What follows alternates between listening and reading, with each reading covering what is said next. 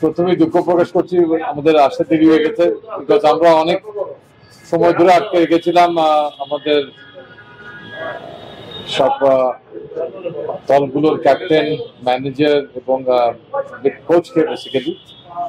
তো এই ব্যাপারে ডিটেল আলাপ করবে আব্দুর রাজ্জাক এনসিএল নিয়ে। আমি জানি যে পাশাপাশি আপনাদের কিছু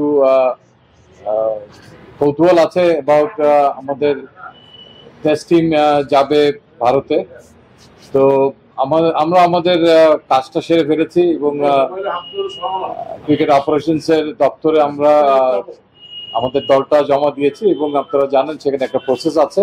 ওয়ালটন ফ্যানের অ্যারোডাইনামিক ব্লেড ঘরের কোনায় কোনায় ঠান্ডা বাতাস ছড়িয়ে হাওয়া বদলে নেয়।